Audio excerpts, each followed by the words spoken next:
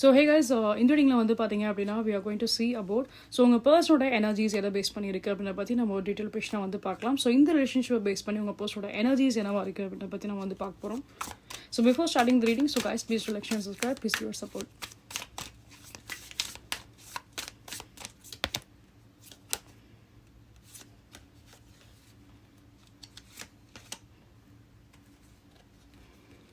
Okay, so maximum இந்த personal சைடில் வந்து ஃபார் எக்ஸாம்பிள் இவங்ககிட்ட நீங்கள் ஏதாவது ஒரு சில கமிட்மெண்ட் நீங்கள் வந்து எதிர்பார்க்குறீங்க, இல்லை சம்திங் லைக் ஸ்ட்ராங்காக ஏதாவது இந்த பர்சன் கிட்ட ஏதாவது ஒரு சில கமிட்மெண்ட் நீங்கள் எதிர்பார்க்குறீங்க அப்படின்னா ஐ டோன்ட் திங்க் ஸோ இப்போது இந்த டைமில் இவங்க வந்து கமிட்மெண்ட் கொடுப்பாங்க அப்படின்னா ஐ டோன்ட் திங்க் ஸோ. அந்த மாதிரி இருக்கிறதுக்கு வாய்ப்பு அதிகமாகவே இல்லை.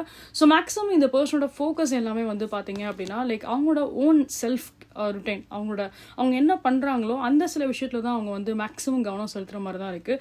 ஏன்னா இந்த பர்சனுக்கு வந்து என்ன அப்படின்னா லைக் அவங்களுக்கு அந்த ரிலேஷன்ஷிப் பற்றின ஒரு சில தாட்ஸ் அவங்களுக்கு வந்து இருந்தால் கூட பட் ஸ்டில் அவங்க வந்து பார்த்தோம் அப்படின்னா லைக் இப்போதைக்கு அவங்க வந்து அவங்களோட லைஃப்பில் இருக்க சில விஷயங்களை வந்து தான் வந்து ஃபோக்கஸ் பண்ணணும் அப்படின்ற மாதிரி தான் அவங்க வந்து எதிர்பார்க்குறாங்க.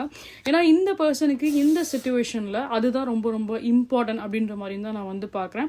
சில விஷயம் அவங்களோட லைஃப்பில் வந்து லைக் கிளியர் பண்ணுறது வெரி வெரி பெட்டர். ஏன்னா some kind of blockages is there. அவங்க பர்சனல் லைஃப்பில் ஏதோ ஒரு சில பிளாக்கேஜஸ் கண்டிப்பாக வந்து இருக்க தான் செய்யுது.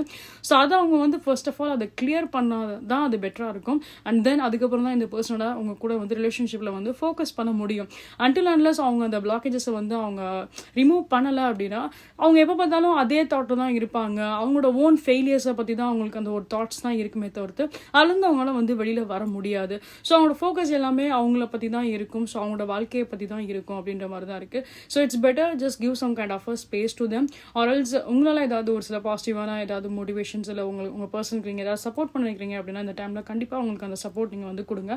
ஏன்னா உங்கள் பர்சன் வந்து என்ன அப்படின்னா it's not about the love, it's all about the support us well. So நீங்கள் எவ்வளோ தூரம் அவங்களுக்கு இந்த டைம் பீரியடில் நீங்கள் எவ்வளோ சப்போர்ட் நீங்கள் கொடுக்குறீங்களோ அது கண்டிப்பாக அந்த ரிலேஷன்ஷிப்பில் ஒரு நல்ல ஒரு growth தான் கொண்டு போய் விடும்.